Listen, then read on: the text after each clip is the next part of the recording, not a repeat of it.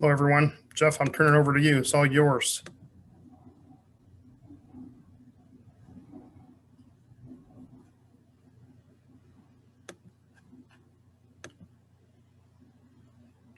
Jeff, can you hear me? Yes, I can. Hey, yeah, just unmuted because I'm in transit. Okay. Can you guys hear me now? Yep, we can. Okay, Yes, so yeah, I'm sorry So about that. I thought I didn't realize I was talking away and didn't realize I wasn't on. So yeah, so that's there's a lot of science to that, folks. That's how we've been able to be successful. We really take that level of care to really plan out every detail to get the predictable outcomes. You have to plan for the outcomes you want. And that's what we've done. So we want you to think about that and give us what suggestions you can offer for pipeline building and marketing around the I-5 Rose Quarter workforce opportunities to best serve the historic Albina and the BIPOC community. So that's the question at hand. And I'm open. If anybody got suggestions or questions or need more information, we're all here. Hello, Jeff. This is Corinne. First, can we designate a spokesperson for Report Out? Yes. Who wants to do that? Joe did it last time. I appreciate that. Corinne, can we take the question off the board so we can see each other, if that's possible? Yeah, absolutely. Okay, thank you. Because I think we got the question. Who wants to be the Report Out this day?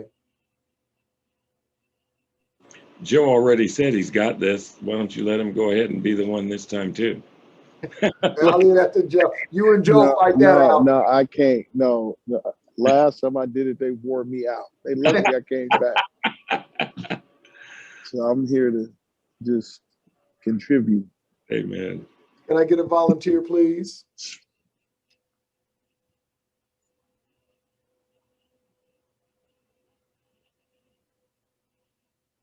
All right, do I have to appoint somebody on my team to do it?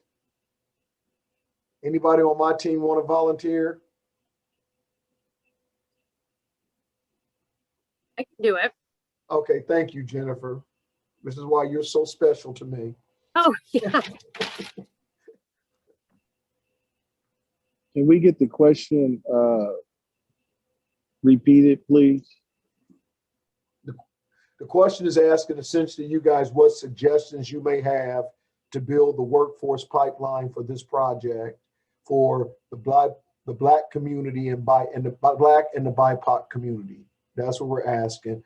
Or if you had any other questions about anything and wanted more clarity, we'll do our best to try to clear it up. But if you have any other suggestions.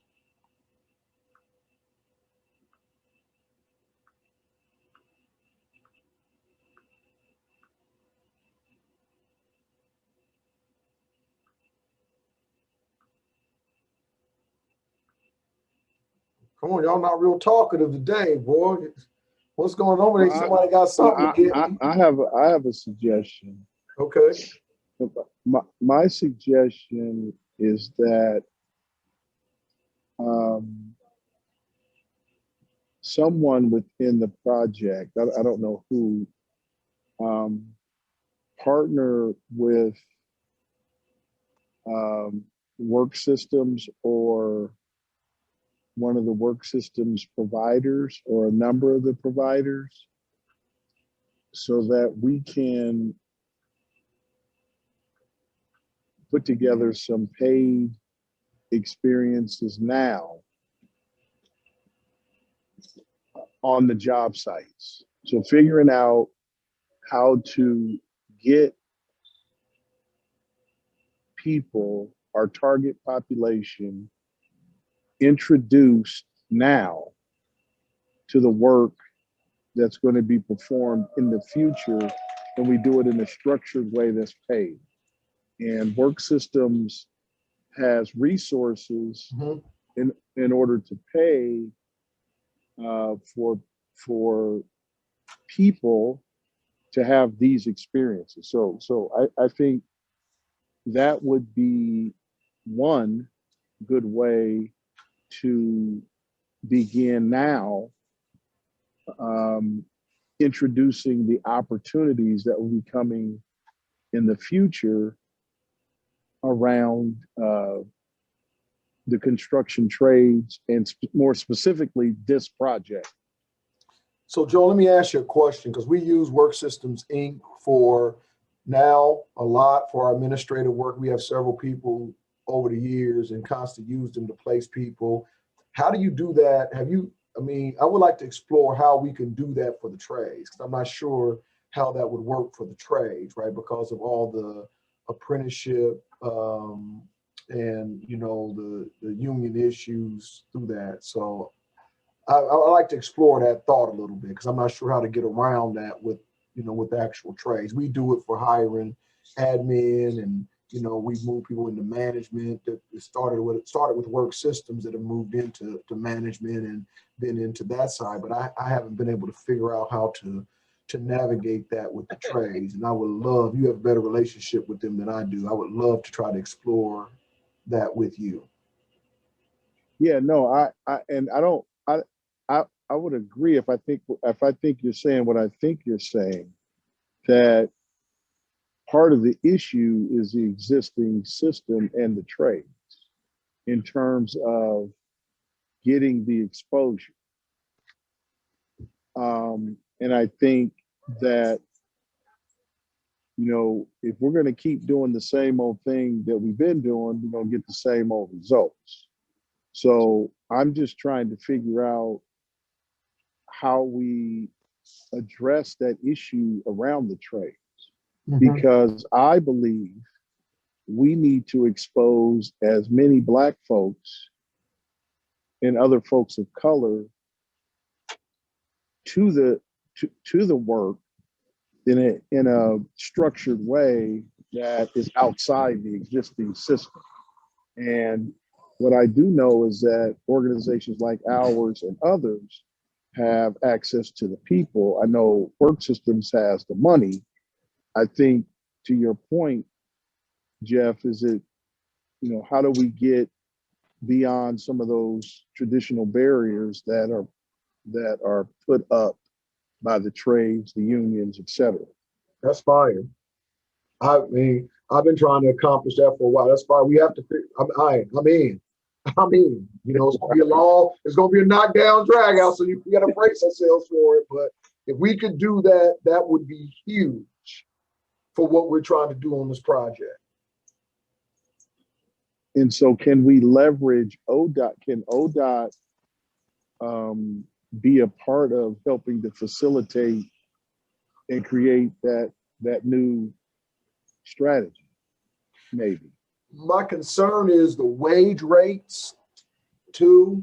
Because of that, we have a lot of hurdles to jump, and the wage rates are going to be one of the biggest barriers that we have. It's worth talking about, and it's worth investigating. So put that on the docket. That's an area that we're going to have to dig into, and maybe we need to schedule a meeting, Joe, and anybody else wants to be a part of that, to really sit down and talk to that, see can we work something out, and then go present something to ODOT to try to help us sell it at the state level. And hopefully we're not breaching, because there's federal money involved with this. We're not breaching any of the federal wage guidelines in that process, right? Because the real cumbersome part is, you have the basic wage restrictions, the minimum wage that you can pay, right? So if you're not in an apprenticeship program, then you have to pay somebody at the full journey wage, right? Now you're not going to get full journey, production out of them. So that's a tough thing when you got to pay somebody who you're trying to get introduced to it, and because you don't have a mechanism to pay them outside of the current wage rates, I got to pay them $32 an hour plus, $15 in benefits when they don't know anything, right? And that's just a recipe to not. But if we was able to craft that in such a way that we can, use it as exploratory and be able to pay them while they're getting in, or in a pre-apprenticeship kind of framework, maybe without those restrictions, where we can pay them somewhere between 15 and 20 bucks an hour without all the other stuff, and we can just get them in and they can play and learn. And that helps us weed them out too. Those that are going to be serious about this, and those that really want to take advantage of the opportunity, versus those that are. So I see it as phenomenal. I just think we got a lot of hurdles to cross to get there. But I see it as and I would say this, Jeff, I wasn't even going that far, but I okay. I like where you're going. What I'm getting at is more of a job shadow. So I wasn't even attacking it from that particular perspective. Okay. What I'm talking about is a serious effort to, and it's going to take some investment on the employer side to actually spend some time with these folks and have them on the job site, but not actually doing it, but explaining the components and actually having them see the work in action.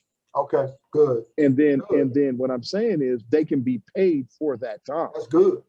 Yeah, that's where I wasn't even crossing that other hurdle. Okay. Does that make sense? Yeah, that's beautiful. Yeah. That's beautiful.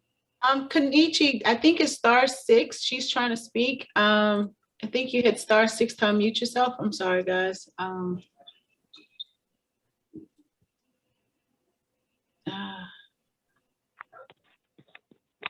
Work? Can There y'all she. hear me now? Yes, good. Can you hear me now? Yes. Okay, you would think after 18 months of this, I would know better. So I didn't mean to interrupt the conversation, and I really liked where it was going. So a couple things. I'm curious about the plan for other upcoming programs. So obviously love all the existing programs. I think the work that Joe and others are doing in the workforce space for pre-apprenticeship is phenomenal. I'm also hearing about a lot of other new programs that are popping up to serve other areas within the state.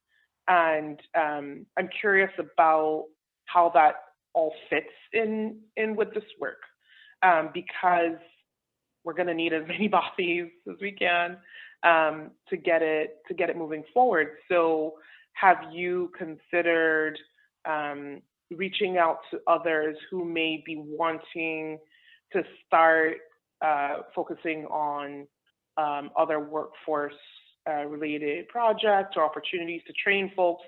And what is the ability to have labor mobility connected to this? So for example, people living out in the rural area that might want to come down to Portland to work specifically on this project, have you given thought to if there's going to be a concerted effort to reach outside of the Portland area to attract maybe other folks of color, particularly those that just might want to get their feet wet? I've been having interesting conversations around how many projects are starting around the same time, and I'm curious if this group has given any thought to some of those issues. Anybody want to? I can answer, but Matt, you want to take it, or you want me to just go ahead and take it? Why don't you go ahead and take it, Jeff? Okay, so yeah, we have given a lot of thought to the fact that we have a lot of projects starting in this area and how we're going to be able to compete for labor. And we're willing to use, Kanichi, whatever programs are out there to help facilitate that. And, people like Joe and Work Systems and POIC, Portland Youth Builders, all those, we're going to utilize everything we can possibly use because we think it's going to take that level of concerted effort to make this thing go.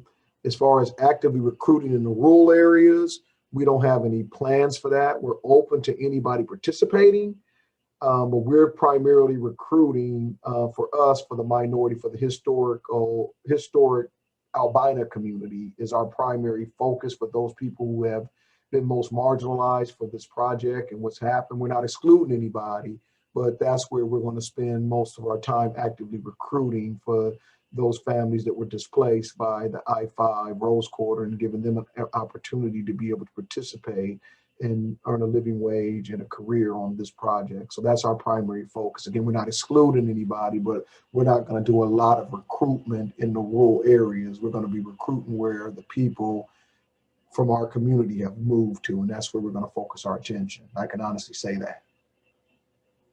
Yeah, and absolutely. I think given the nature of the project, that makes a lot of sense. I also know that a lot of Black folks have moved to rural areas. Mm-hmm. So just putting that on the table, there are the realities of living in Portland means that people are moving farther and farther out. So just something for you to think about. Yeah. Thank you. Mr. Fleming, my man. What's happening, Jeff? What's going on? Man, hey, just trying to make it do what it do. Couple things. A quick question regarding the first exchange between you and Joe, and then a follow-up based on the question that Kanishi asked. For Joe, when you say owners will have to shoulder responsibility for the proposal that you were laying out, which by the way is an excellent one. And Jeff, I really appreciated where you thought he was going, because you know that's an area I've been trying to drive for years, and hope you get back to it. But Joe, who did you mean were the owners? And then number two, in reference to what Kanishi was talking about, Jeff, because this is a federal project, aren't you a little bit more concerned with ensuring that you use authorized, not authorized, BOLI certified pre-apprenticeship programs, and encouraging folks to enter through those type pre-apprenticeship programs? So I'll answer that, and then you can back up to Joe. So yeah, we're going to do that, but I'm not going to limit it to those programs, because the real key is the apprenticeship programs more so than the pre-apprenticeship programs. That's where the real barrier lies. So as long as we can figure out how to get them, because they don't have to go through a pre-apprenticeship program to get into the apprenticeship program. So we want to utilize whatever method we can. And of course, we want to use the certified, but if we got somebody else preparing people, we can figure out how to get them into the apprenticeship program, then that's what we're going to do, because we're looking for the most qualified. You know this gang as much as we can, but yeah. Yeah. All right. Go ahead, Joe. Joe, who did you mean were the owners in that this exchange you were having, which was very interesting as well? Yeah, I was referring to the contractors. Okay. Who are from my perspective, and it's maybe an altruistic perspective, that are committed to recruiting, training, promoting folks from the BIPOC community. So it's going to take a commitment on their effort, from my perspective, to help inspire the possibilities in the trade. Okay, very good. Being a member of a public agency, oftentimes I hear those terms used interchangeably, trying to point to public agencies, and I just wanted to make sure that you meant the contractors this time. So thank you for that clarification. And Joe, the public agencies pay for it. Yeah, right. Thanks, Joe. But it's kind of interesting, Joe. That is the commitment, and you're absolutely right. And I think more contractors would be invested in it if we can get somebody to help offset that. They'll put their time in to train the people to get them excited about the career, right? But when you're bidding a job, especially, you got to be competitive on that job. You're not able to bid in, that kind of stuff. And so that's really, it just makes it tough. And so if we can get somebody like Worth System to partner with us and say, hey, we're going to let you some job. If you invest the time with your people, which is easier for us to do, we can get them walking with our superintendents, looking at the work, getting excited about the work, explaining. And we do that anyway, by the way. Raymore and Ty was taking tons of people and walked them through that, for, an extended period of time. And then some of those people we've hired. So, but that is absolutely the way to do it. If we can partner with somebody to help offset those costs, oh, shoot, you golden. That's a great idea. Anybody else got any suggestions or thoughts?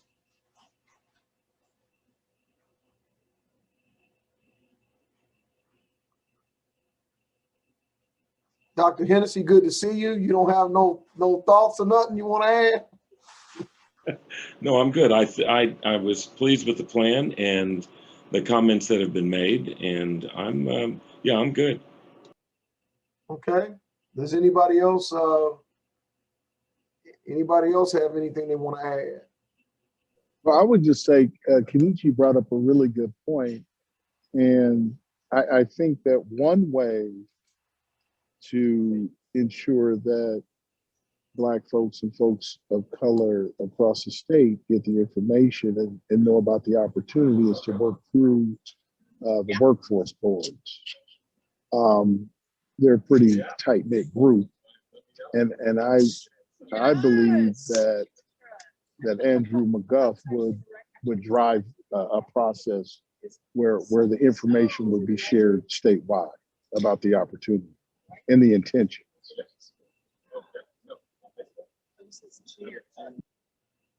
I'm sorry, Joe. We need somebody to mute their microphone. Although we caught most of what you said, we're hearing other conversations.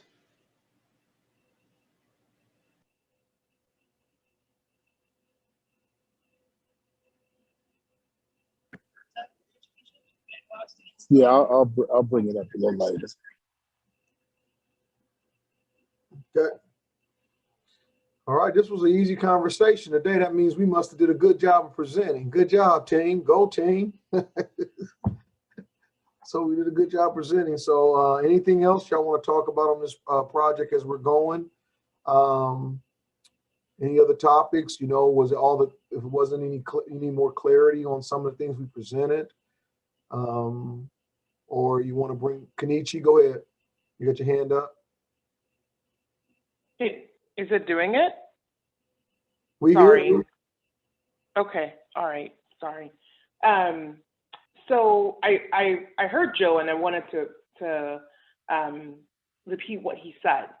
Joe said that the workforce boards are pretty tight together, and that if you talk with Andrew McGough, that he would do a good job of spreading the word across the state so that the everyone around the state can hear about the project and be able to sign up if they need to.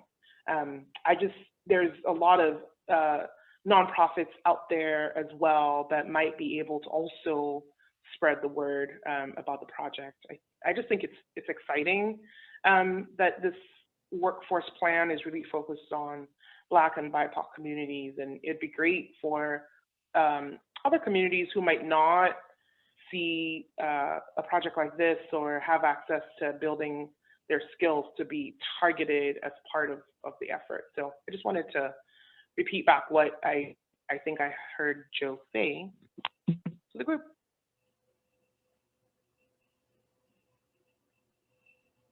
Okay, any other questions? So I want to make sure I reiterate to you guys that this workforce advocate, Terrence, is on board moving full tilt. He's placed a lot of people. He's actually out there boots to the ground, putting in work. And I want to just give a shout out to both Hamilton as an individual company and Sun as an individual company.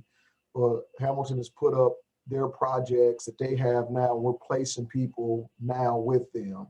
We've got people placed out in the Dalles and the project they're building now. We're placing others. And Sun has put up their Tualatin Valley wastewater treatment plan is the same thing, that we're going to be placing people there. And we're also hire people, and as partners, I'm really excited about the fact that we've actually started placing people in the home office. In the main office too as well. And so we have real partners, and I want you guys to know that. And in the Sun Hamilton team that are really, I couldn't be more pleased. Now they don't know how to deal with me. They ain't used to a James Posey in training. I think that's a bit much for Matt and you guys at times, but they really are committed to this, and I couldn't be, more excited about that. So I just want to give you guys that insurance as because Joe, you called that out early, that that we wanted to make sure that happened, and that it's like you said, we know you, Jeff, but we don't know the Hamilton Sun people like that, right? Essentially what you said, and I'm just saying I couldn't be more happy and pleased the empowerment that they have given me to be able to do the work and continue the work that we've been doing for the last 20 years. And I just want you to know that I'm very excited about that. Yes, we're on a countdown. It's 2 minutes left into breakout. Yep. I think if we're done, if it's up to you, Jeff, if we're done, we can go ahead and go back to the main room. Let's leave out of the breakout room. Does everybody have to hit that button? Kenichi still has her hand up. I don't know if that's from earlier I don't on. know, she never put it down. Kanish, you got something else? I don't even know how I got it up. So Okay.